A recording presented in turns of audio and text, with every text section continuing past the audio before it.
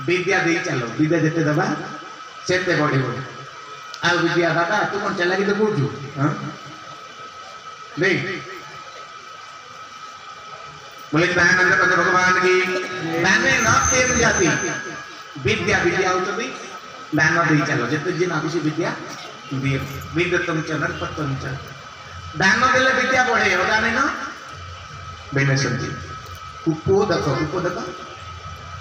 ए पानी पानी कुआटिए करिचंदी बाड़ी पटे बा घरे कुठी बा टेबल टे लगेचंदी बा ताकोटे गड़िया फड़िया पोखरी पोखरी खोलिचंदी जन जन को देखि टेबल रे ताला पके रखुथि बोलो कोन पानी टी दे दम जने जने को चारि पटे बाण पके दे देबे जन जन तो गड़िया खोली करी तुठ को गले दाना का व्यवस्था कर जीवा पे अरे सरकार जल छत्र खोलुचंदी अनेक स्वेच्छासेवी अनुसार जलदान दौरान जलदान महादान किसी ना या करुवा लोक को 3टा रोग हुए केते समय आसला आप विस्तृत भाव में कहि उपोदक घरे जल भी अच्छी कौन व्यवस्था दान करंतु दान दिन सन्ति दुग्ध बाटिका पुष्पति उपोदक धन धन तो दी दबा धर्म क्षेत्र को गरीब लोक मानू ये माँ देला भरी मंजूरी माँ आमर एले दाने न खाई सी जी टका यहाँ कौन क्षय पड़ो ना अदाने भी नसंती ये आप पत्र पुष्प मैं दौरान जानिक ए ना मो पेट पुरीज ना आप पेट सरीज ए मोर लोभ ना दरकार ए आप आसक्त ना दरकार ताले दान नबार दबार लोकर लाभ होता है मुझे बस भावुँ आगे दिखते नहीं आगे दिखते नहीं जानिए मत भी आज्ञा रोग हम किए दौ कि न दो मोर आपत्ति नहीं परमात्मा पाखे समर्पी दिए मनुष्य रे प्रभु तुम ही सर्वस्व दाने नखे मैं जानती बुझा पड़े ना विद्या उपोदक धन एगुड़ाक सब तेरे माँ मैंने मालो ये बगीचार के फुल अच्छे मत कहले अनुमति दे माँ कहले पुरी फल जब खाइबू निहाती दरकार ताले गोटे काम कर तोड़िकी खाइले सीना किए कौन कह झड़िकी जो फल पड़ी ये अंचल तो कहीं फल खाते राक्षसी मैंने फल खाते जानते ना नहीं माँ कहीं खाते नहीं ये तो भूखा डबी लोक आ टेका टेकी वाला कौन सी अंगुर सब भल लगे सी झिंका झिंकी भल लगे ना हाँ एले बहुत फल पड़ी फल बहुत झड़िकी पड़ी किंतु खाइबा कहीं ना तू जा ये झड़ा फल खा हनुमान जी नहीं चारिपटे बाड़ बाड़ हो चारिपट विशाल बगीचा केते फूल मैंने फल पड़ी हनुमान जी नजर पकड़ देखिले फल गुड़ाकर कंडीशन भल किए सुखी जाइए किए फाटी जाइए किए अधा पूजा हो जाइए हनुमान जी मन मन भाविले श्रीरामकर मु सेवक ब्रह्मांड पतिंकर मु सेवक किंकर मु गोटे फल खाइबी छेचरा गुड़ खाइबी कहले माँ ये फल कंडीशन भल ना माँ कहले भोक हो चला हाँ बुबुकी तुम किम करती पाप खा तक चढ़ा एले मन रखना फल तोड़बुनि बोले दयानंद देखो भगवान की जय गचर फल तोड़बुनि किंतु जहाँ पड़ी झड़ा फल सब खाई हनुमान जी मन मन भाविले हनुमान जी मन मन भाविले कहले माँ कह तोड़बुनि झड़ा फल खाइबी माँ तो गछ हलिया को मन करना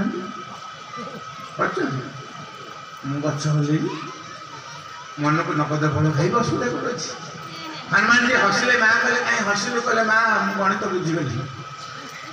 मत अनुमति दे कहले अनुमति मिलगला क्या कहले मु कही हनुमत बेगे चली गले मु कही हनुमत बेगे चली गले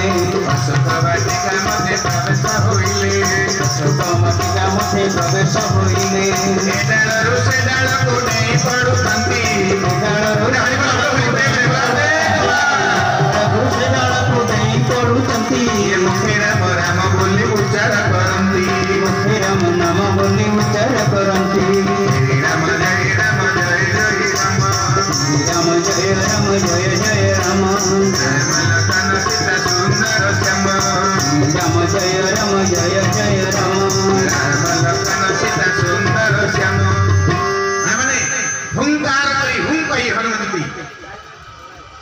ବାଟିକାରେ ପ୍ରବେଶ କଲେ ଯାହା ସେ ଫଳମୂଳ ଥିଲା ମା ତା ଉପରେ ଲୋଭ ନଥିଲା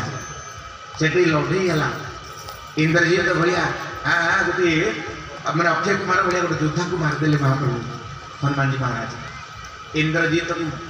ମାରିବାର ଶକ୍ତି ଥିଲେ ମଧ୍ୟ ବ୍ରହ୍ମାସ୍ତ୍ର ନିଜେ ବାନ୍ଧିକିରି ରାବଣ ଦରବାରକୁ ଗଲେ ସେତେବେଳେ ଇନ୍ଦ୍ରଜିତ ବାନ୍ଧିଲେ ହନୁମାନଙ୍କୁ ନା ବାନ୍ଧିନାହାନ୍ତି ନେଲେ ହନୁମାନଜୀ ମନରେ ଭାବିଲେ ମୋର ଚିନ୍ତା ନାହିଁ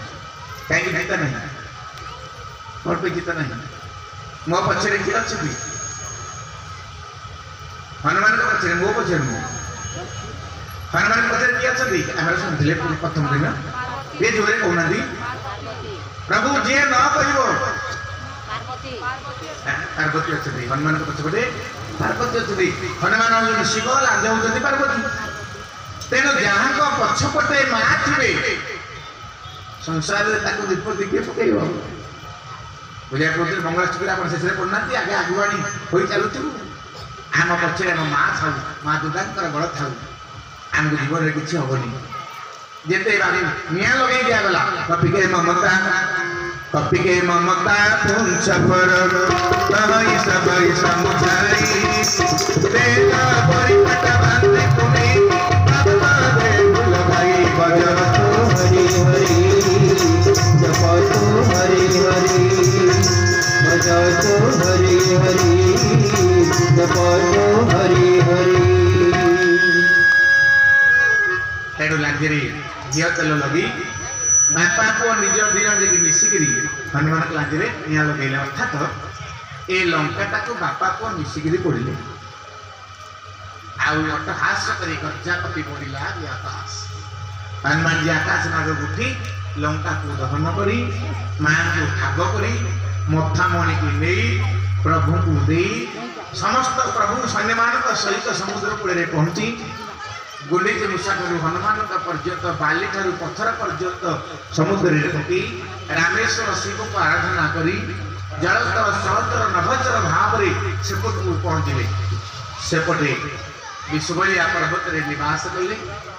ଅଙ୍ଗଦକୁ ଦୂତ କରି ପଠେଇକିରି ମଧ୍ୟ ଭଗବାନ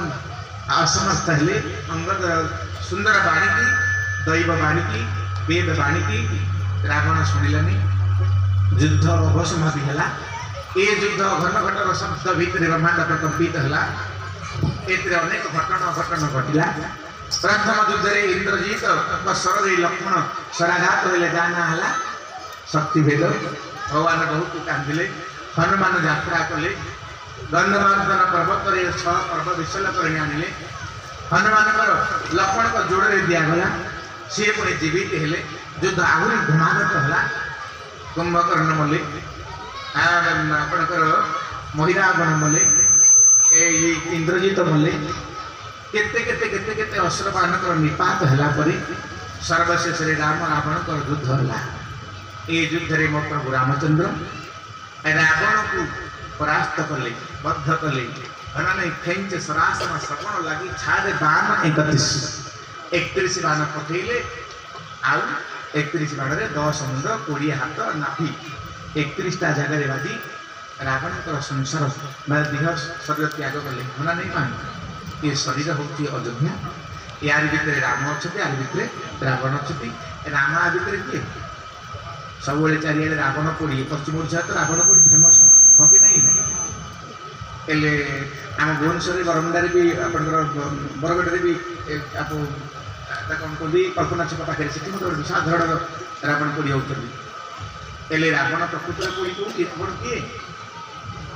ରାବଣ କିଏ ଥରେ ପାଟିରେ କହିଦେବା ପାଣି ପିଇକି ନିରଞ୍ଜନ ସବୁ ଗୁଡ଼ାକ ବାନ୍ଧୁଛ ତାହେଲେ ବାବା ଆସିଲା କହିଲ ରାବଣ କିଏ ମା ଜୋରେ କହୁନାହାନ୍ତି ରାବଣ କିଏ କେହି କହୁନାହାନ୍ତି ରାବଣ ମୁଁ ରାବଣ କିଏ ଜୋରେ କହୁନାହାନ୍ତି ଚୁପ୍ ମତେ କହୁଛୁ ଆପଣ